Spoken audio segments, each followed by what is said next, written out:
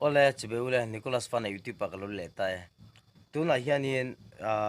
comment na song song ate po magic tutorial ko ron siam hi magic luna ti bo ti song te ron soi china ma se he chu dik lova mi zo te hi kan turua kan du chuan kan ti theini entirnan thiam thil kan nei kan tai rei pe lo mai chau ni kan tum chong kan thei lu tu ka ni tu nai mi zo a po hian magician tam tak kanom dancer te po nom singer te po nom an thiam lu tuk lo mani musician te po nom ma se tu na cho magic bi ka karon la ta nga magic te po hi tui tak tak kanom ma se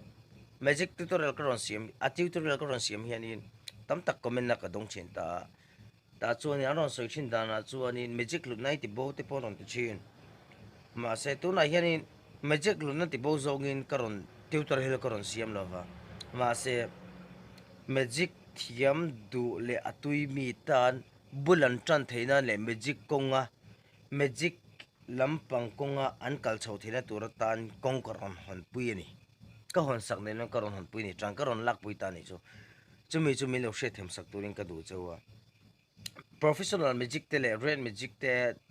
black magic te lam po chung ma karon ti chung lo magic trick point magic ka bo basic ang chau foundation ang chi chau basic ang chau karon ti ta tutorial karon siama hiam chu mi lo she them sak turin ka du chaw achan chu abul chan tur te le magic lama tui mi te na kong an mu theina ta na le an bul chan na tur kong an zo chho theina ta na kong bul karon chan pui chop mang khani ta an ke pen theina karon puyang ani chu chuanin tuna hianin a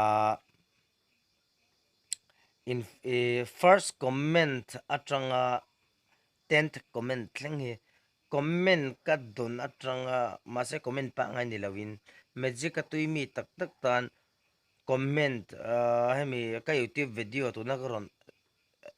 ti me ka hi hemi a comment na hianin som na thleng khanin comment pa ngai ni lawin magic thiam du tak tak atui du tak tak tan a som na thleng khan karon tinga in WhatsApp number randang chu karon inbox ang karon private ang chunga in magic thiam du ang zong ron seula chu private in karon zirti rang chu in magic thiam du ang zong ron seiro private in karon silang chu chan comment na hianin a in phone number in ron danga phone number ron da pakhat na tanga som na thleng kha ama salampang som na thleng kha chu private in karon message ang chenga WhatsApp in WhatsApp number ron da ula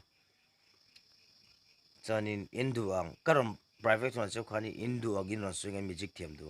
chu tutorial private in karon silang chu